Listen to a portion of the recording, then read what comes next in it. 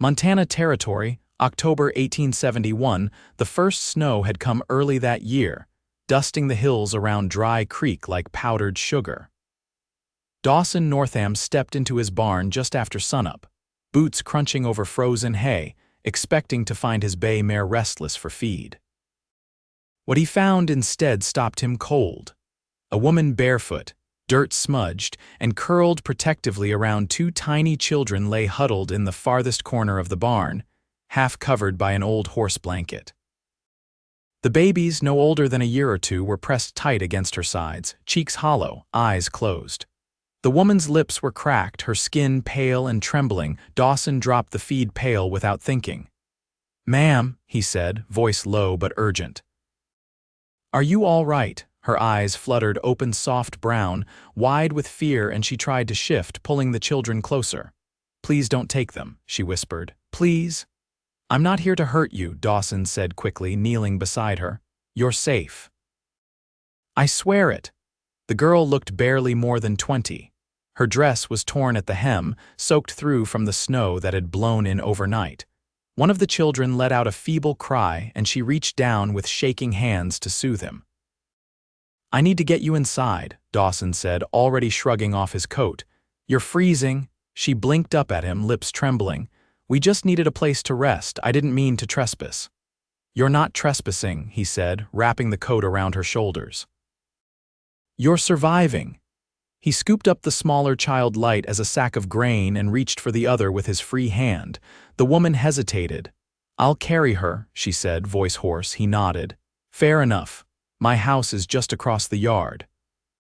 "It's warm." The walk to the house was short, but the wind cut through like knives. Dawson shouldered open the front door and led her to the hearth.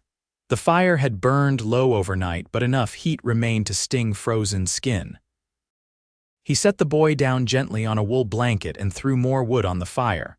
"I'll get blankets," he said. "And food." The woman nodded, clutching the older child in her lap. Her hands trembled too much to unbutton the coat. Dawson returned with thick quilts and a pan of leftover stew. He knelt beside her and held out a spoon. "Eat first, questions later." She took it with a quiet "thank you," then fed the children first, using the edge of her sleeve to wipe their mouths. Dawson watched her carefully, noting the way her hands hovered protectively, the way her eyes stayed sharp despite the exhaustion. When she finally ate for herself, her shoulders eased just slightly. "I'm Dawson Northam," he said. "This is my place." She looked up at him, cheeks flushed from the fire. "Willa Fairchild, that's Ellie," she nodded to the younger boy, "and that's Elsie." "How long have you been out there?" he asked. Willa hesitated. "Since Missouri. My husband died in July, fever. We were heading west to find work, but everything fell apart. I tried to get help in town, but they turned me away." Dawson's jaw tightened. "Dry Creek turned away a mother with 2 babies," she nodded. "Said there was no room at the boarding house for a burden. They ever come out here and see what a real burden is?" He exhaled hard and stood. "You're not going anywhere," Willa blinked. I do not want charity." "This is not charity," Dawson said. "This is someone with a roof offering it to someone who needs it. That is all. You and your kids are staying here until you have strength again." Her lips parted in protest, but she said nothing. Just pulled her babies closer and nodded. By the end of the day, the storm had rolled in heavy. Snow beat against the windows and howled through the cracks, but inside, the fire burned high, and Willa slept curled on the settee with Ellie in her arms. Elsie lay wrapped in quilts on the floor beside her. Dawson sat at the table, watching the flames dance, heart thudding. He had not expected this when he walked into the barn. But something in Willa's face, something brave and broken, had struck deep. He was not used to people needing him. Not like this.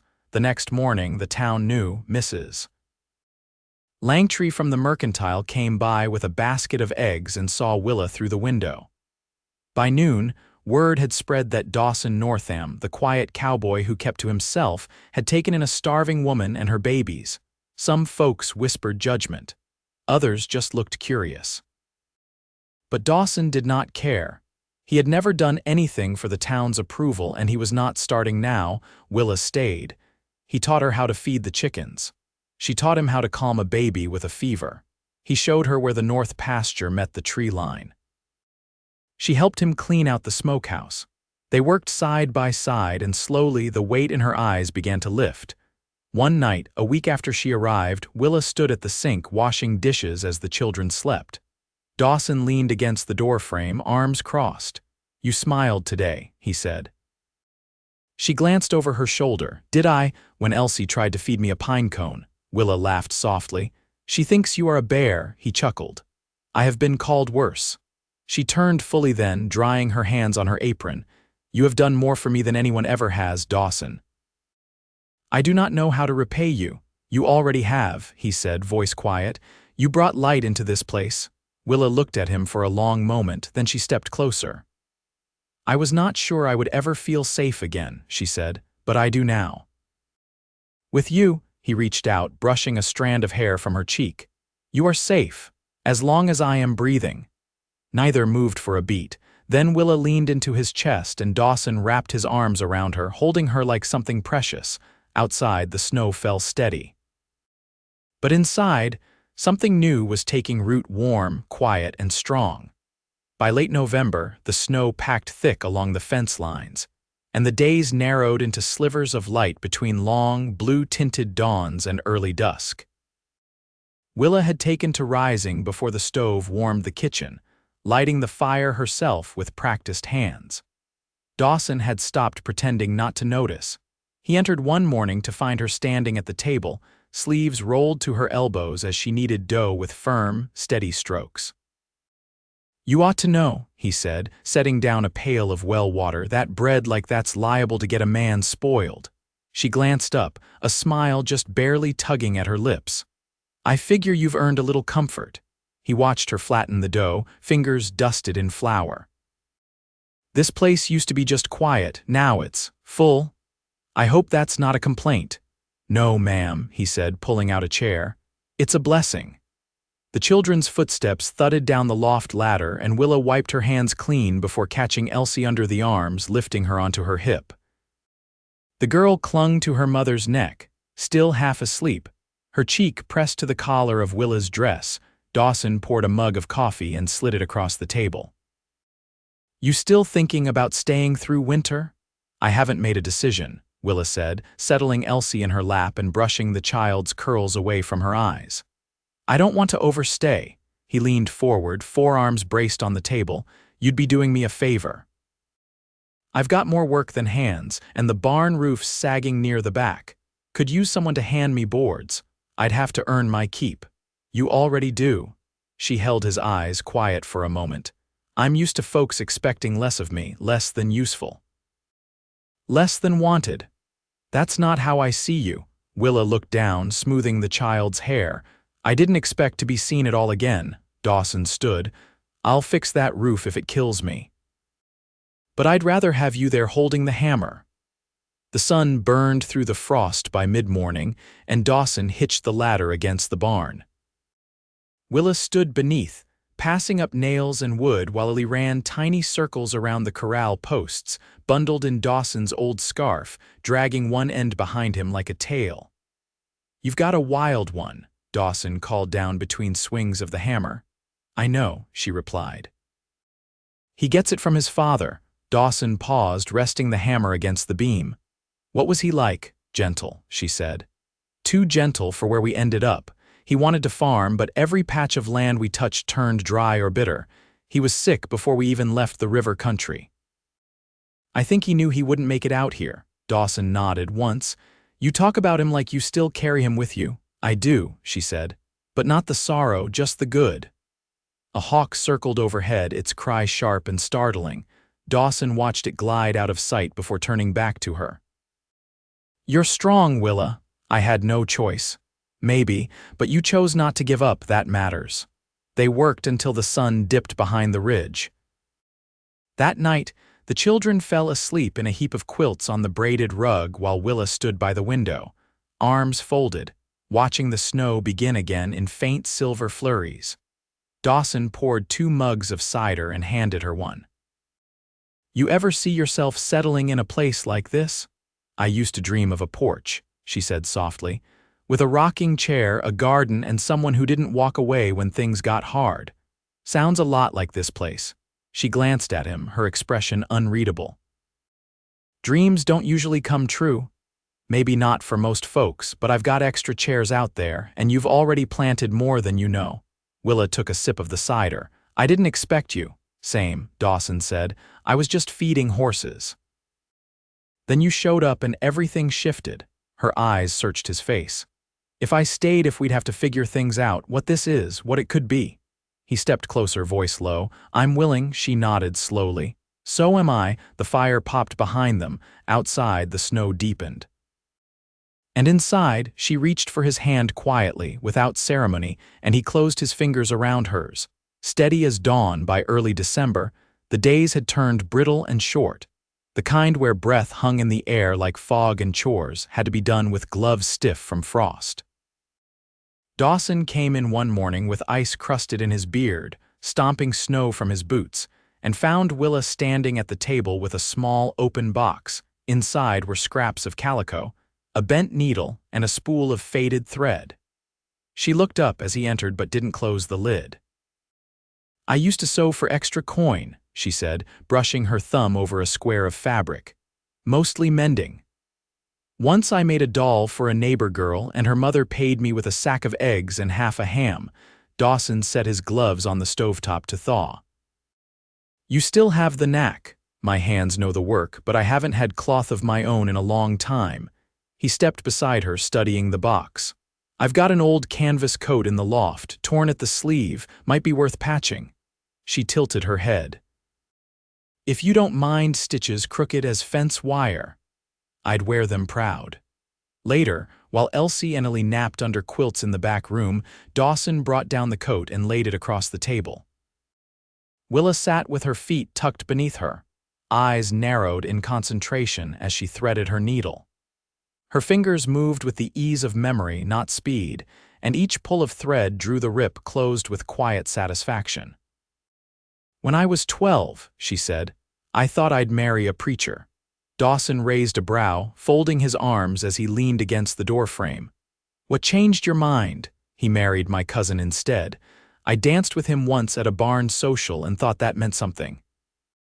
"It didn't. Some men talk more than they listen." She gave a soft laugh. "He sure did, had a voice like wet gravel." Dawson smiled and watched her hands move, steady and thoughtful. "You ever think about what you'd do if life had gone differently?" "I used to," she said. "But thinking that way just made the truth harder to live with." "These days, I try to meet the morning where it is," he nodded. "That's a good way to be." She glanced up at him. "What about you? You ever think about what might have been?" He rubbed the back of his neck. "I had plans once. My brother and I were going to raise horses, maybe open a stable in Butte. He died in a mining collapse before we got the land." "I'm sorry," she said. "I'm not anymore. It taught me how quick a man's plans can turn to dust. Better to build something where you're standing." She set the coat aside, finished now, and looked at him. "And what are you building here, Dawson?" He didn't rush the answer. "Something that doesn't blow away when the wind shifts." That night the wind did shift. A hard gust rattled the shingles, and Dawson climbed to the attic with a lantern to check for leaks. Willa followed with a shawl around her shoulders and a hammer in hand. "I can hold the light," she said. "You shouldn't be up there alone." He didn't argue. The roof held, but the chimney had loosened near the top. They worked by lantern light, him bracing the bricks while she passed up mortar from a wooden tray. Her fingers stayed sure despite the cold, and she didn't flinch when the wind howled through the rafters. When they climbed back down, soot-streaked and breathless, Dawson poured warm water into a basin and handed her a cloth. "You're not like anyone I've ever known," he said. She dipped the cloth, wrung it out, and wiped her hands. "Most folks don't know what to do with a woman who doesn't shrink." He met her eyes. "I do." She didn't look away. "I know." The days that followed brought a hush to the land. Snow fell soft and steady, and the world outside seemed to still. Inside, the rhythm of life settled into something firm. Willa baked cornbread with honey she found at the bottom of a tin in the pantry. Dawson fixed the cellar latch. Ellie took to following him during feedings, dragging a wooden spoon like a makeshift pitchfork. Elsie babbled nonsense and clung to Willa's apron ties. One evening, Willa stood at the window, watching the snow gather in soft drifts.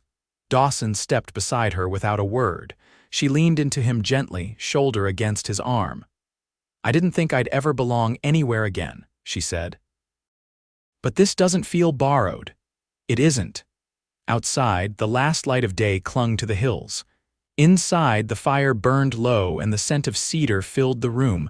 Willa turned to Dawson, her voice quieter than before. "When spring comes, if you'll have me, I'd like to stay." He looked at her, steady and certain. "You're already home." The creek behind the house froze solid by mid-December, its banks ridged with ice that cracked sharp beneath boot soles. Dawson had begun cutting firewood in longer shifts, stacking it high beneath the lean-to while his breath rose in plumes. Willa had taken over the smokehouse, checking the hanging meat with a practiced eye. The children bundled and napping in the cradle Dawson had built from leftover pine boards. One morning, he returned from the hills dragging a sled heavy with fallen limbs and found Willa in the front room, kneeling beside a canvas sack. She looked up as he entered, her face flushed from the cold. "I found this tucked behind one of the cellar barrels," she said, unrolling a tightly folded quilt top. "It's half finished." He brushed wood chips from his coat. "My mother started it before she passed. I never had the heart to throw it out, but I couldn't sew worth a lick." Her fingers traced the old stitches. "She used to stitch stars into the corners. My grandmother did the same, said it kept the dark away." Dawson leaned against the doorframe. "You think you could finish it?" "I'd like to try." That evening, after the children had been tucked in with their hands curled beneath their chins, Dawson brought down a small cedar box from the loft. He set it beside the quilt top without a word. Willa opened it slowly, revealing a collection of pins, bits of faded muslin, and a thimble shaped like a bell. Her eyes lingered on a square of midnight blue cloth. "She kept pieces of her dresses," Dawson said. "Said they held memories better than a photograph could." Willa lifted the blue square gently. "This one's worn soft. She wore it the summer Pa died. She didn't cry, just kept sewing until the hem frayed clean away." Willa folded the piece back into the box. "I'd like to stitch it into the border, if that's all right." She'd have liked that. A silence settled between them, not heavy but full. Willa rested her hands in her lap. "I've been thinking about the schoolhouse," she said. "It's boarded up, but the roof's sound. Someone ought to open it again come spring." "You planning to teach the whole valley?" "I'd start with Ellie and Elsie. Maybe 1 or 2 neighbor children, just enough to bring some learning back to the ridge." Dawson nodded. "If you want the key, I can ride into town and ask the council."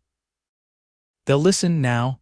I don't want favors." "It wouldn't be one. You've earned their respect." Willa gave a quiet smile. "I'm not sure what that's worth, but I'd like to try." The next morning, Dawson saddled the mare and rode toward Dry Creek. The wind had teeth to it, and the sky hung low, but the road was clear and his purpose steady. He returned with a rusted key and a bundle of paper, ink, and slate tucked beneath his coat. Willa met him at the gate with her shawl drawn tight. "That was quick." "I told them you had plans," he said, handing her the bundle. They didn't argue. She took it with both hands. "You've done a great deal for me. You've done the same." "There's a difference," she said. "You could have sent me away." "But you didn't." He stepped closer, his breath visible between them. "You gave this place a future." She didn't answer, just reached out and touched the edge of his collar, her fingers brushing the coarse wool. He didn't move. "I never thought I'd feel something like this again," she said. "What's that?" "Safe enough to choose someone." Dawson's voice was low. "Then choose me." She didn't hesitate. "I already have." That night, Willa sat with the unfinished quilt spread across her lap, the children asleep beside her. Dawson worked beside the hearth, carving a small rocking chair with careful strokes, his hands steady under the weight of purpose. Outside, the wind calmed and the stars cut clear through the sky. Inside, the quiet was full of promise, the kind that came not with grand declarations, but with steady hands, shared labor, and the soft certainty of belonging. The last Sunday before Christmas came with a hush over the land, the kind of stillness that settled deep and stayed. The ridge lay blanketed in white, not drifting, just resting, like it had finally let out a breath.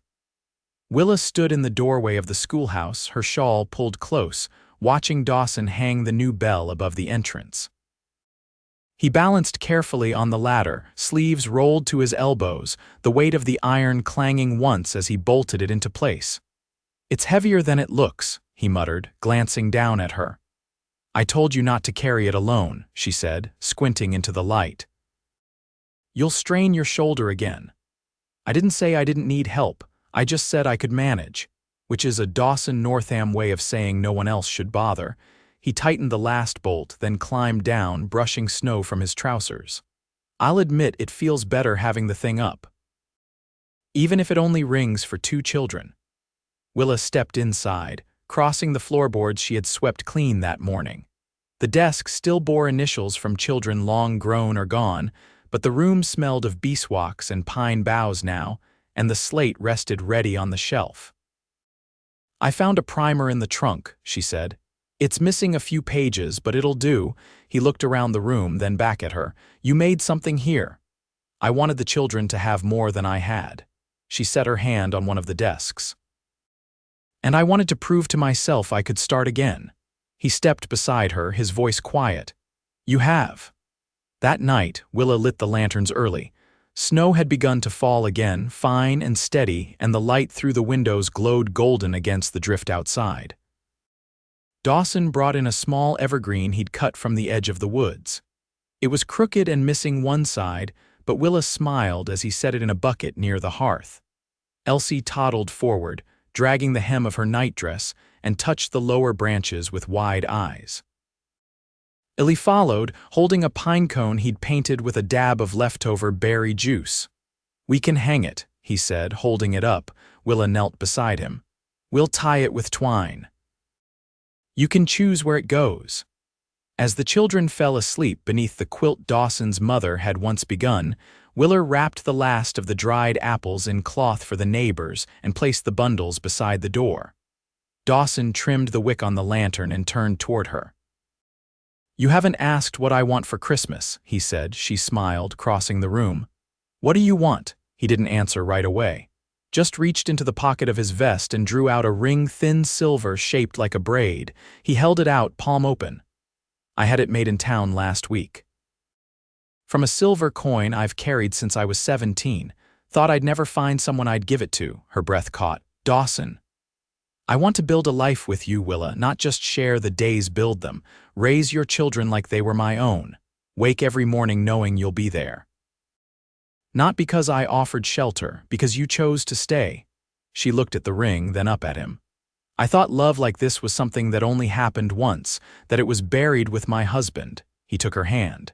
"It's not replacing what came before, it's building on it." "Making something new," she nodded, tears brimming but not falling. "Then yes, I'll marry you." He slid the ring onto her finger, his thumb brushing the curve of her knuckle. She leaned into him, arms around his neck, and he held her like he'd never let go. They married 3 days later in the front room beside the fire. Old Reverend Hunt rode up from 3 Pines, coat dusted in snow, and stood with hands folded as he spoke the words. The children clung to Willa's skirts, and Dawson's hand never left hers. After they shared coffee and a tin of molasses biscuits Willa had saved for the day. No one else came. No one needed to. That night, Dawson carried Illy to bed and tucked a quilt around Elsie's small form. When he turned back, Willa stood by the fire in her blue calico dress, the one she'd mended by hand, her eyes soft and full of quiet joy. He crossed to her, cupping her cheek. "You're my home now." She rested her forehead to his. "And you're mine." They stood there a long time, listening to the wind settle against the walls, the house warm around them, the future rooted deep. Years passed. The schoolhouse filled with voices. Willa taught more than reading. She taught stillness, kindness, how to listen to the land. Dawson built another barn, then a work shed, and took Illy into the fields at his side. Elsie grew into a girl with bright eyes and ink-stained fingers, always asking questions. Neighbors came more often, some for help, others just for the company. Willa always had a kettle on the stove. They never left the ridge, they never needed to, and every morning Dawson reached for her hand beneath the quilts and Willa smiled at the feel of it, rough, familiar, steady as the earth. The days were not always easy, but they were theirs, and they were full.